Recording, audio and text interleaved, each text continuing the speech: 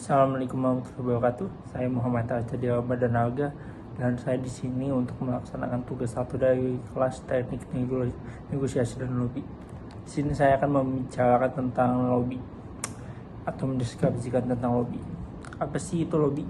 Lobby adalah suatu bentuk kegiatan atau strategi yang digunakan oleh individu atau kelompok untuk mempengaruhi keputusan atau pendapat orang lain, terutama di lingkungan politik, bisnis, ataupun organisasi. Tujuan dari lobby adalah untuk memperoleh dukungan, persetujuan, atau keuntungan bagi pihak yang melakukan lobby. Kegiatan lobby dapat dilakukan secara terbuka atau tertutup dan melibatkan berbagai metode komunikasi dan persuasi. Dalam konteks politik, lobby seringkali dilakukan oleh kelompok dengan kepentingan, misalnya perusahaan, organisasi nirlaba, ataupun kelompok advokasi, untuk mempengaruhi kebijakan pemerintah atau legislasi yang dapat mempengaruhi kepentingan mereka. Mereka dapat melakukan pertemuan dengan pejabat pemerintah, memberikan kontribusi keuangan kepada kampanye politik, atau melakukan kampanye opini publik untuk mempengaruhi keputusan politik. Di dunia bisnis, lobby dapat dilakukan oleh perusahaan atau industri lingkungan untuk mempengaruhi kebijakan perdagangan, regulasi bisnis, ataupun peraturan lingkungan. Mereka dapat melakukan pertemuan dengan pejabat pemerintah, membentuk kelompok industri, atau menggunakan jalur komunikasi lainnya untuk mempengaruhi kebijakan yang dapat mempengaruhi operasi bisnis mereka. Ada beberapa tipe dari lobby. Yang pertama adalah lobby tradisional. Apa itu lobby tradisional? Lobby tradisional adalah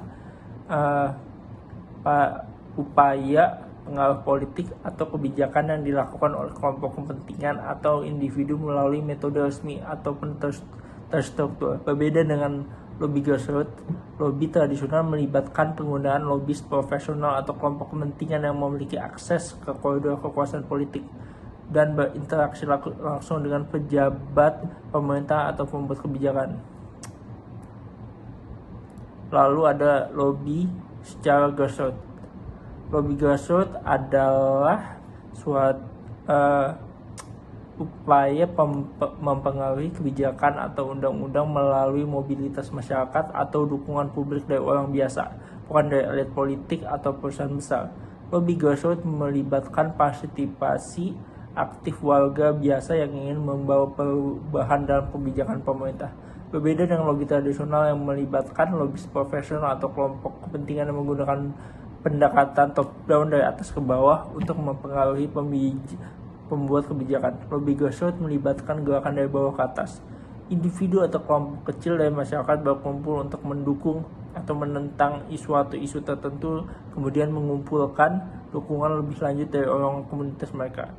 Media yang digunakan itu ada banyak, ada petisi, ada kampanye media sosial, ada door-to-door approach, kampanye email atau surat, kampanye telepon yang mungkin sudah tidak digunakan lagi, pertemuan kota atau forum masyarakat di mana ada komunitas yang membahas isu-isu tertentu dan merencanakan strategi untuk kebijakan lingkungan itu.